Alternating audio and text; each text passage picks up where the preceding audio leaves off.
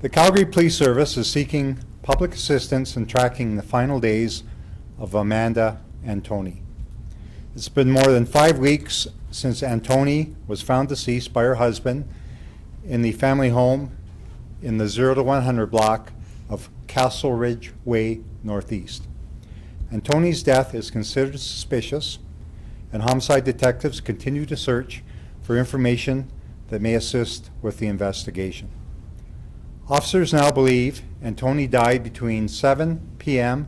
and 7:30 p.m. on Saturday, October 24th, 2015. She was found deceased on Monday, October 26th, 2015.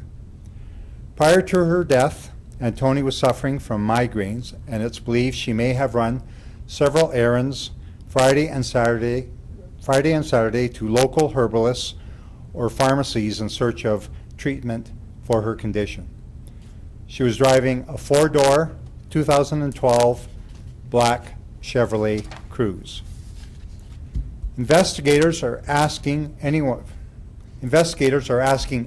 who may have had contact with Antoni on Friday or Saturday, or saw any suspicious activity around her home on Saturday evening, to contact them.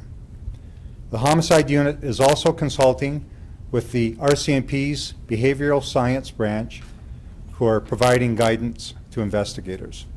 I'll now take your questions. Doug, why is this still considered a suspicious death on a homicide? Well, at this point, we have more questions than answers, and that's why we're reaching out, first of all, to the community to assist us with information in regards to her movements, activities, or contacts. Also, that's why we've gone to the Behavioral Sciences Branch. In general terms, they look at the crime scene and assist us with reconstructing what happened. And they also do a behavioral analysis to determine any interaction between an offender and a victim.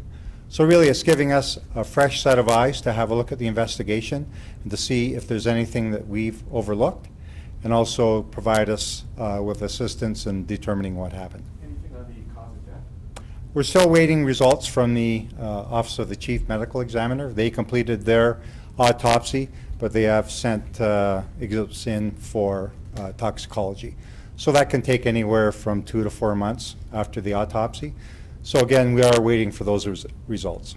Doug, there's a number of pharmacies that one can go to in the city. Do you guys have any idea, with this new information, if you have an idea of certain pharmacies that she... No, we don't, and that's why we're appealing to anyone who may have information in regards to that. We know that she was doing some research on her computer in regards to herbal remedies for her migraines. So as a result of our analysis of her computer, it's kind of steered us in that direction.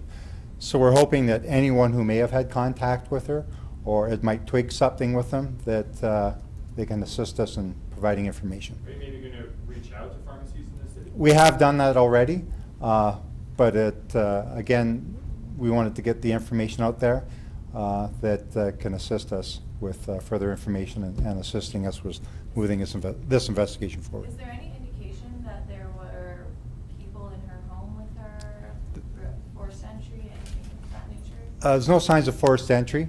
I can tell you that it was there were signs of violence in the residence, but at this point, because it's an ongoing investigation, I can't provide you with that information at this time. You evidently have some kind of evidence that makes you think it's that half hour, I guess, then? Yeah, it's based on telephone record analysis and also contact with her husband, telephone contact with her husband. So that assisted us in narrowing down the timeline. Is there any reason to believe that she may have sought drugs in terms of marijuana or something? There's nothing to indicate that. As far as potential pharmacies, do you think it could be somewhere in her neighborhood or anywhere in the city? Is it... I guess the first indication would be to look in her neighborhood, but she was out in her vehicle driving around, so really based on her research, she could have gone anywhere in the city. That's why, again, we're appealing for the assistance of anybody who may have had contact with her earlier that day. Given there had been, as you said, signs it's in the residence, sorry. I'm assuming investigators don't believe that this could have been some sort of, herbal remedy or some other kind of drug that she took gone wrong. And we're hoping that maybe the toxicology results from the Office of Chief Medical Examiner will answer that question. But again, it's an ongoing investigation, and we have to keep an open mind, and that's why we're appealing for anybody with information to assist us. I know you guys had cyber crimes. Obviously, they looked into her computer Yes. and found this research. Was she active on any chat rooms or things like that? Not that I'm aware of. Obviously, this will have been a really difficult month for Antony's family. How are they doing, given that, as you said, you have... Well, they don't have answers to the questions that they're asking as well. I can tell you that our investigators are keeping in constant contact with the family, and that the family are being totally cooperative with the investigation. Was her vehicle found back at her home? I believe it was. I don't have that answer, but I believe it was. Any other questions? Just one other question, I guess. In an earlier police release, there was a link to a GoFundMe page for the family to help raise funds, but it doesn't seem to be working right now. Do you know what that? I haven't had an update on that, so I can't answer that.